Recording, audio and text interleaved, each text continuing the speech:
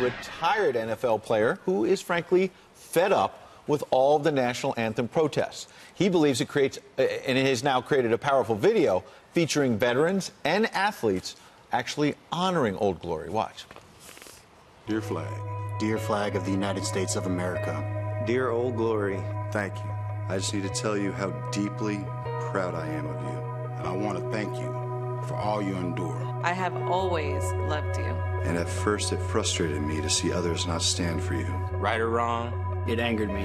It hurt me. But now with a little patience, a little listening, I find my heart is full. Swelling with pride. overcome with gratitude for you. Joining us now is the man behind that very moving video, the founder of Adaptive Training Foundation, David Vobora. David, thanks for being here. So I want to hear more about your foundation, which does fantastic things for veterans as well. But first, when it came to the flag, where did you come up with the idea to move the conversation in this direction?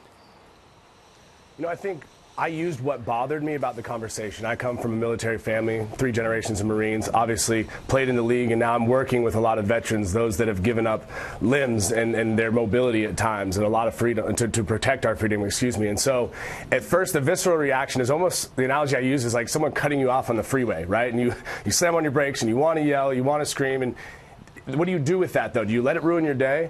Or do you pause to be curious and recognize that, hey, they're human as well? And so this video, the intent was only to find a common ground, right? If we believe in freedom, justice, and equality, then the common ground, we have to be gracious or have some gratitude for the fact that we can even have this conversation. You know, that flag is one that stands for something, right? Or else kneeling for it wouldn't mean anything. We say that in the actual video. And I'd encourage people to watch it and be curious about what emotions come up in them as they see it. A lot of people already have over 100,000 views online. They've already seen this video. What response have you heard from people? It's been tremendous. You know, we really paused inside of our gym. You know, we have a gym agnostic of race, gender, sexual preference, veteran, civilian, amputee, spinal cord injury. And that's a beautiful cross-section of what I feel is America. And that diversity, right, with inclusion, understanding that we don't come from the same backgrounds. We're not going to see all things the same. But what's the real issue? Because right now we're talking in circles, right, and I don't see that being an actionable plan. My hope is, and what we really want to ignite in this country is a Dear Flag Matters campaign. And I want to get youth across America to write their own Dear Flag letters. I mean, what a powerful way to bring, you know, great alignments in national corporations to back something like this, because those youth, that's where the change is going to come. David, you know, it's going to come from. Go ahead.